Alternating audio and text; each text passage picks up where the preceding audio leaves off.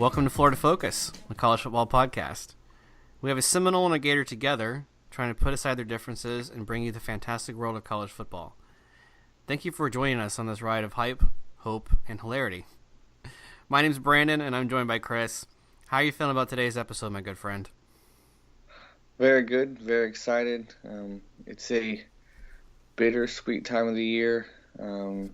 Football's over, basketball's winding down, and then you have the spring game, which is your last little bit. I guess that in the draft, last little bit of football before the summer. So it's bittersweet. You're getting some taste of college football, but just not enough. I totally understand, and actually that's something that I wanted to kind of expound upon a little bit later on in the show. And so that's exactly the picture perfect scenario leading us up to what I want to talk about today. So for our fans, Chris and I want to bring you an episode today. We're going to talk about the spring games. So those are coming up from the time of this recording is early April, so they're coming up in the next couple of weeks.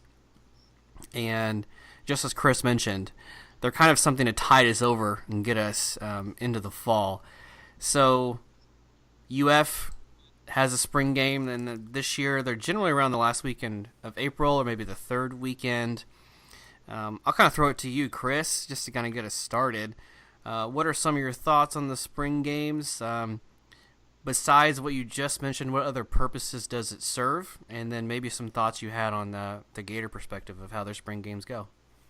Yeah, every year is different. I mean, I guess it depends on the coach of how they run the spring game.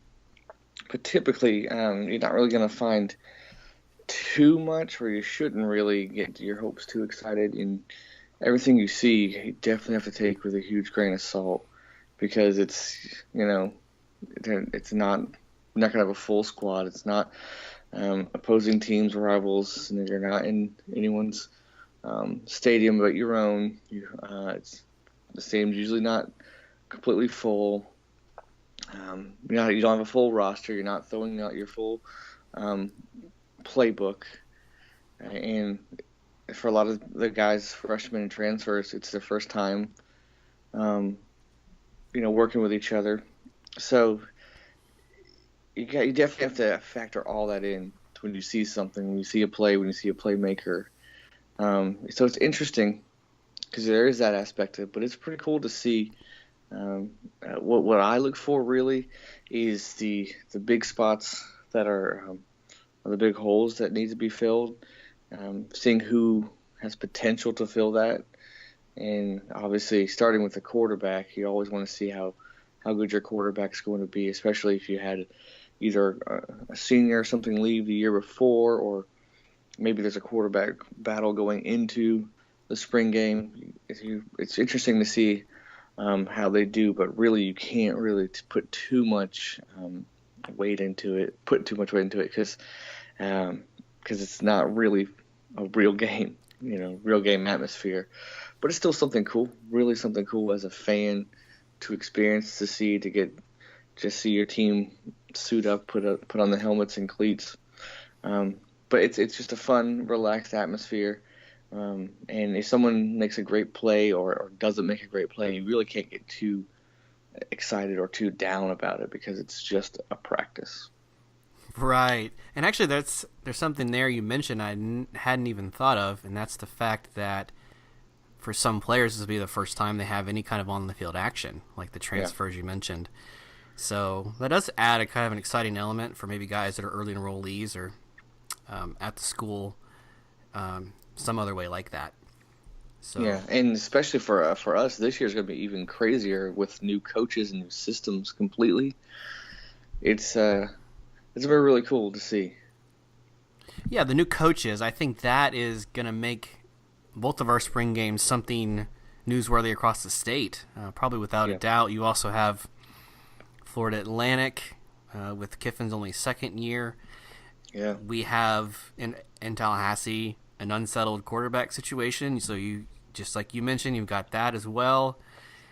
You've got a lot of guys that went to the NFL draft. I think both of our schools are kind of used to replacing that kind of talent, though. Mm-hmm. So Excellent. Did you have any memories of other spring games you've gone to? Maybe we can start with that. Yeah, when I was in Gainesville during the TiVo years, and I remember with Meyer, he made it like a big spectacle. It was really cool to see. ESPN even was there one year.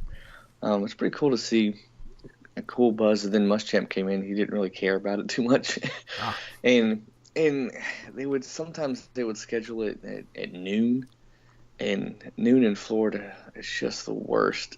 You know, it's so stinking hot.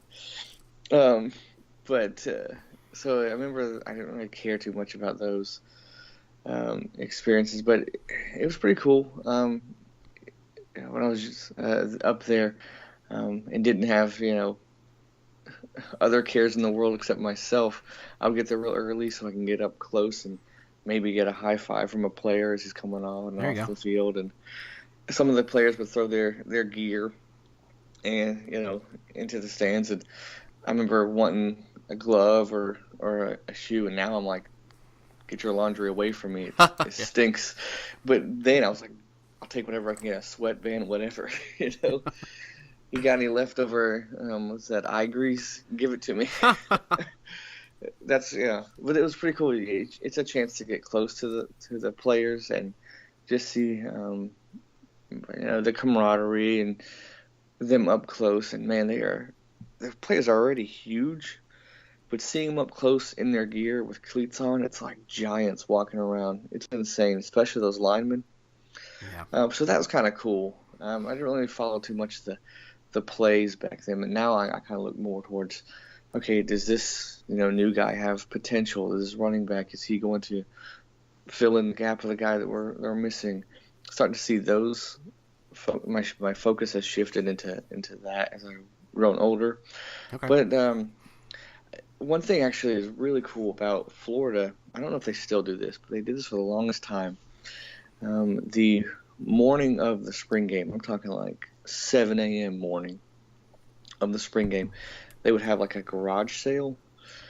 And what it was Wow. old uniforms and old paraphernalia, old whatever, that, either practice jerseys or game worn jerseys that they didn't need anymore. They would sell them. And that was pretty cool. Or gear that they gave to the players, and for whatever reason they didn't keep. Wow. Yeah, they would sell them. You'd have to get up really stinking early. Um, it was pretty cool because I now have like game worn jerseys that I own because of that, and it's pretty cool. They're huge and they don't fit me, but so cool to have. And it's funny because you get there and like obviously you want to get there first so you can get the better numbers, like Right. your 1, 2, of course 15. I don't think that ever was you could ever get a 15. So you end up usually walking away with lineman numbers, some like 67 or Oh. 78. But one year I did get a 22. Emmett Emmett Smith. Smith. Yeah. Good call. So I have a blue game worn 22 jersey, and then the following year I got a 23, which is pretty cool. But then the other years it was just random lineman numbers. Okay. But that was always real fun to go there and see what you can get, and you'd see these shirts are discounted shirts, but they're 3 and 4XL because they're from the players. Right. But then And you'd find some really good deals though. Really good deals. they're also designed to have the shoulder pads underneath it, so Right. it makes no Yeah. practical sense to wear it by itself. Also, I guess I don't know who was number 23 for Florida. The year that I got it, it was I guess he wasn't there at the time. He had just left. It was Carlos Perez was a receiver Okay. back in the Zook era. So I have his, and I don't know who was 22 when I got the 22 jersey. I'm just going to pretend it was Emmett Smith. Yeah, there you I'm just go. going to go with that. It's easy. Late Everyone 80s knows him. turf days. Yeah. Why not? Right. Yeah. That's a great concept. I don't know that Florida State had any kind of tradition like that from the years that I went. I'm not gonna lie, it was not all that exciting, almost boring to go to a spring game. There was very little draw. They didn't even wear real jerseys. They were practice gear. The point system was confusing. Right. It was basically like an on-the-field scrimmage when Bobby ran it, and it didn't have a whole lot of spunk to it. The biggest thing I remember, we didn't game day come to a spring game for UF Yeah, at one when time? I think after we won in '06 or after '07, but around the Tebow era, yeah, they were Okay. there. That's impressive. Plus the garage sale that adds a whole other level to it and gets it kind of in a social event status. Yeah. I think that the one thing Florida State did really well, and this happened when Jimbo was here, was we were pushing for newer facilities. We were renovating Doak Campbell, so naturally, the day after we hosted the Gators, those renovations started, and we knew they would take around 8 months. So Right. Jimbo decided to put the 2016 spring game in Orlando, Florida. Oh, So for Floridians, you all know that if you're going to pick a centralized city in Orlando, yeah. Orlando's it. Right. So, and I don't know if this is true, but it's the first game I remember it actually charging admission. It was general admission. I think it was like $5. So it was certainly not anything you were expecting to sell out, but it's in downtown Orlando. People that normally wouldn't be able to travel up to the game or simply didn't have the interest could Right. now go and watch the Seminoles play. So it was a really That's a neat good idea. experience. They brought the mascot. They painted the field for it. Oh, they went all out, didn't They they? sure did. Wow. And for me living in Orlando, it was fantastic because it had been years since I had moved down to Central Florida. Right. So that was really That's neat. Plus, that later on, our first game of the season was in Orlando. that's We played smart. Old That's Miss. smart. Yeah. That's good marketing right there. Yep. I don't know. That's Jimbo really was good behind marketing. that, but it was a very smart move to get the other parts of the state of Florida engaged with the Nolan. So Right. That's pretty cool. Yes. But what is the official? Do y'all have official name for the spring game? Garnet and Gold game. That's the name I've seen tossed Okay. around. FSU spring Okay. game is just general enough that people know Right. what that is. Right. I think ours was the orange and blue game, and now it's the orange and blue debut, which I'm like, I don't know about No? that. I'm not. I'm usually a fan of rhymes and stuff that rhymes. Forward I'm real focus. big on corny stuff like that. Yeah, like alliteration. But I don't know. I just didn't like it just didn't sit. I don't know. I don't know what it is. I like the orange and blue game. But Meyer made it a big spectacle. Muschamp did not care about it. I think one year even didn't even have like a normal scrimmage. It was just weird, like point system, and it was like Drew Carey with whose line is it anyways. It was just, and you get a point, and you get a point, and the points don't matter. Um, Uh, but what I did like about McElwain, it was called the Orange and Blue game, Orange and Blue debut, and it drove me nuts because on the field you'd have a team made up of maybe it was first and second string or whatever, but Team A would wear blue jerseys and Team B would wear white jerseys. And I'm like, it's the orange and blue debut, not the orange and white. So Matt Hoyne finally figured it out. he didn't Team even A have it. wears blue and Team B wears orange. It's the orange and blue debut, so it just makes sense to have orange versus blue. So it's a small nitpicky thing, but it drove me nuts. But I'm so glad that he got that going. So hopefully Mullen will carry that over. I don't know. I know he's got a lot of other more important things to worry about. Right. But I'll write a letter and see what happens. Yeah.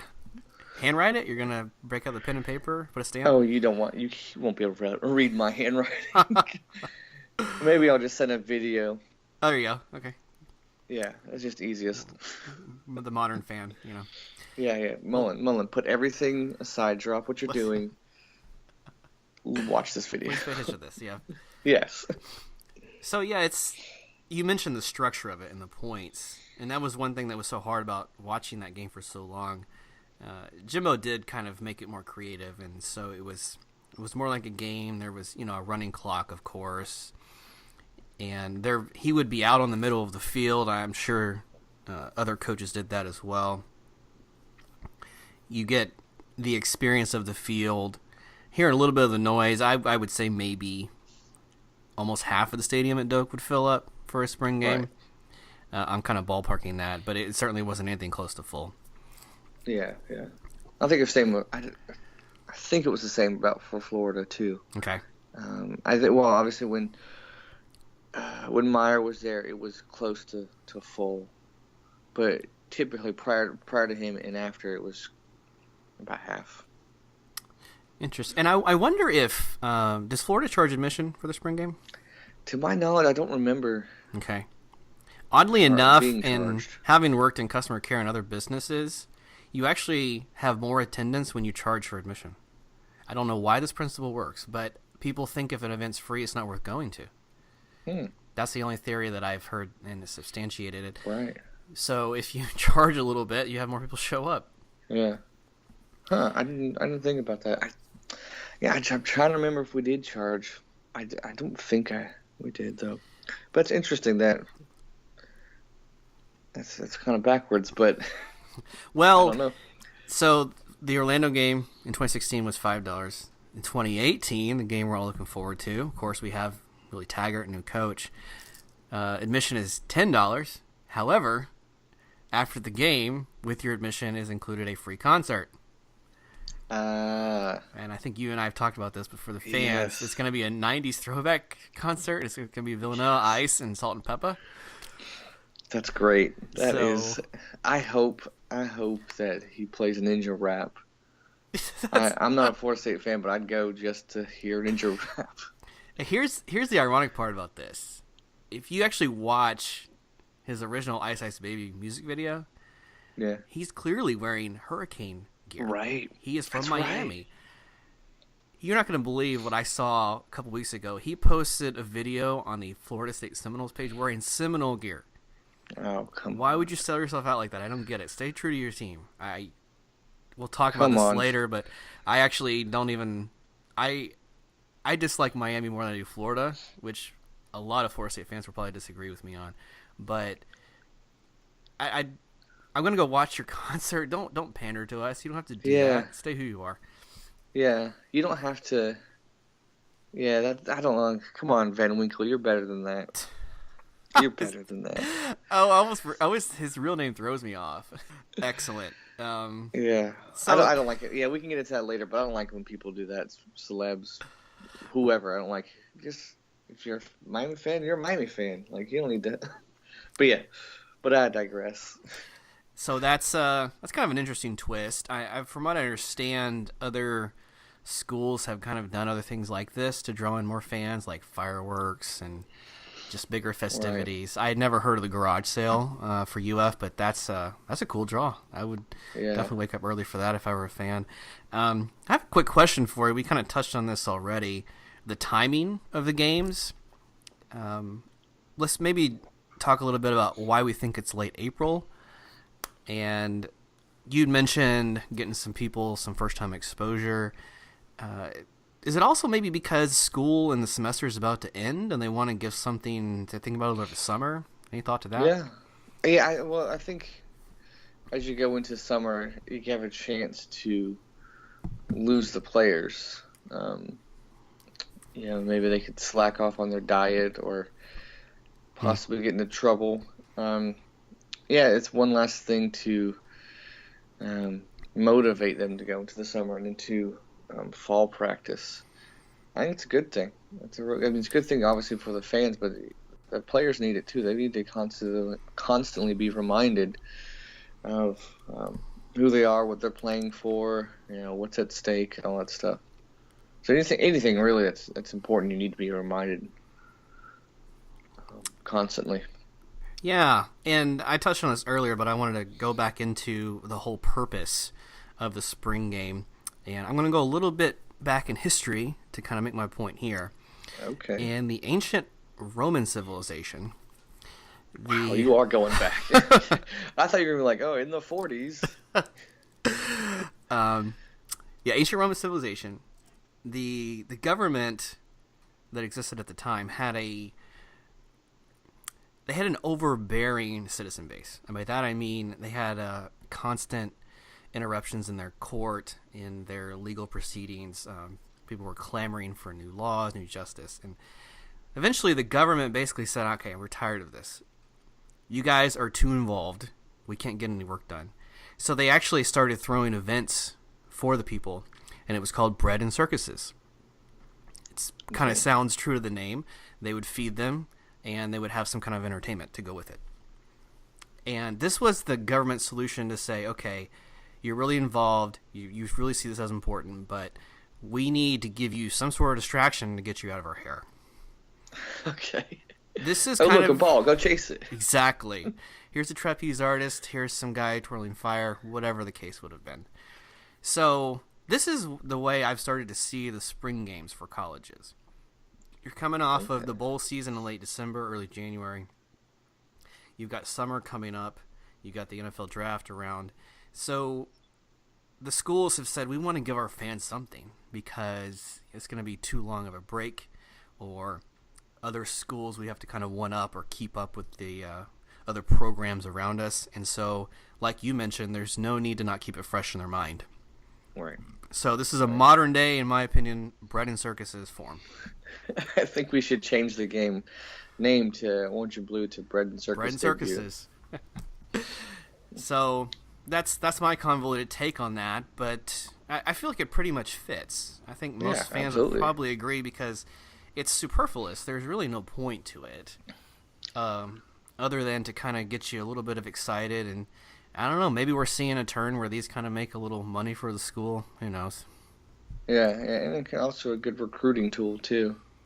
Recruiting. See, something else I didn't think about. Yeah. I was looking at the schedule for. Yeah, there is a schedule for the spring games across the nation. There are some schools doing these on a Friday night. Now, I don't really get this. Like, you're not. Are you seeking a coveted TV spot? Are you trying to sell out your spring game? Are you trying to make it a weekend event? There's like, I thought, okay, these will be small programs doing this. No, you got like Kentucky and Georgia Tech doing theirs on a Friday night. You would think that most people want to do theirs like on a Saturday afternoon, Right. which people would be in the habit of going to. Right, So right. I thought that was kind of odd. Not sure why you would want to do that. Interesting. But, Usually when people do that, they want to, like you said, I want to take up this TV spot and be the only football on TV this night. But I don't know many, except for the big ones, I don't know many that are going to televise theirs nationally, right? right, there's a lot of people are doing it like online only, or Right. some obscure offshoot of a Right. program. So I think some schools like have it on their website, so you can go watch it. If you have the extra paid cable channels, you'll get this all summer, especially for the bigger name schools that are like top 25-ish. Right. So yeah, I just found that was a little odd. Yeah. Got some Friday night action going on too.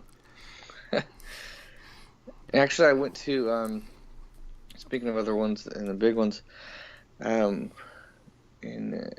college, one of my roommates was an Alabama fan, and we actually went to Saban's first spring game in Alabama, and I think it's called the A-Day. I think that's the name of theirs. Okay.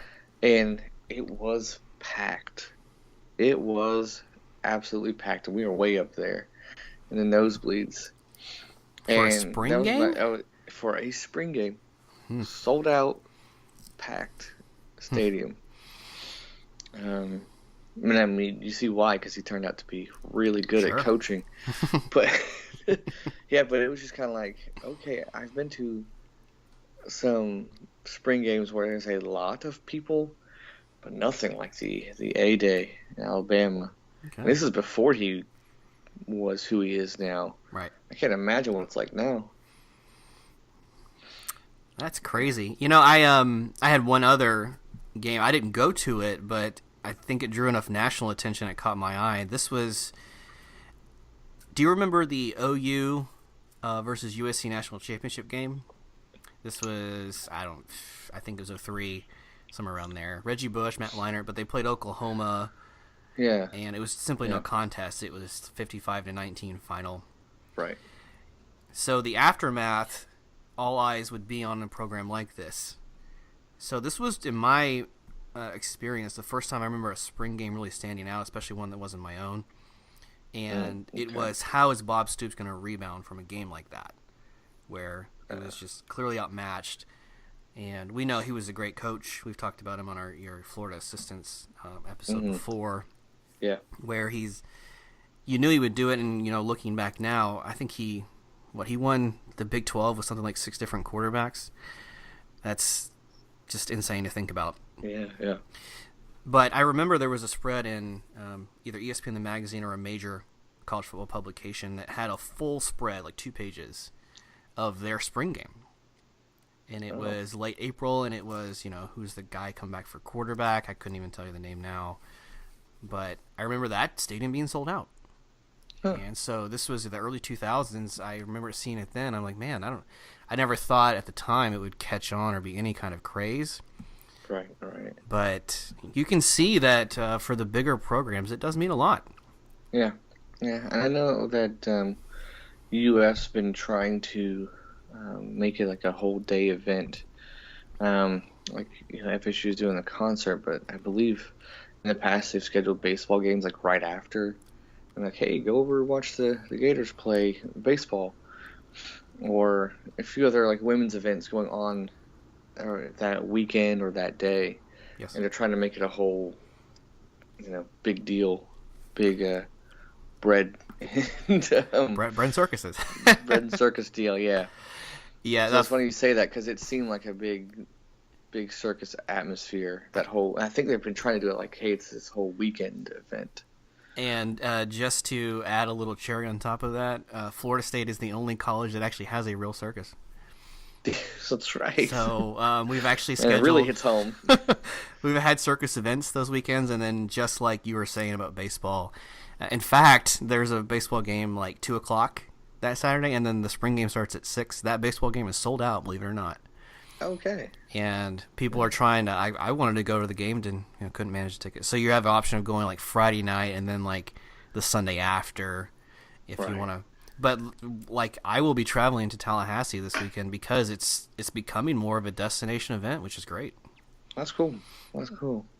Yeah, I like it. I wish I could go to ours this year, but I don't remember what time it was. But man, I hope they don't schedule it at noon again. I feel sorry for those fans. I really do.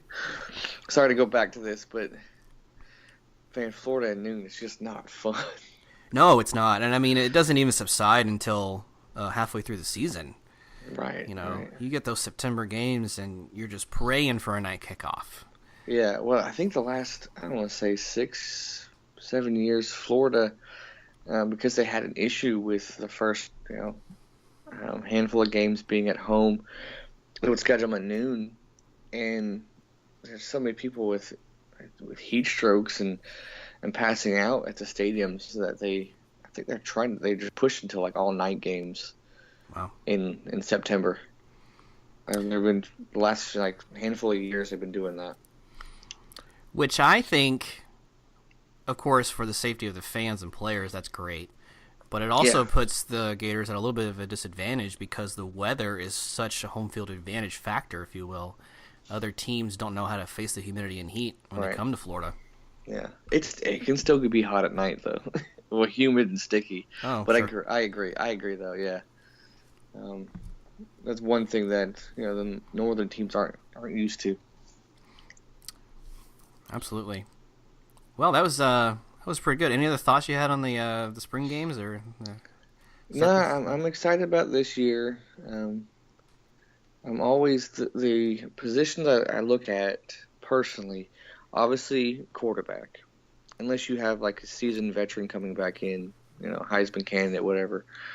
I always want to see the quarterback, and I like the running backs and receivers because I can't really get a good gauge on defensive players in this game because usually they don't do exotic packages or anything like that, or too crazy on blitzing, and there's so many rules on what to do with a quarterback. But you can get a good gauge of how a receiver's developing and a running back's developing, because especially the receivers, they one-on-one, with the D-backs. So I like to look at those and just kind of get a feel if someone's coming along.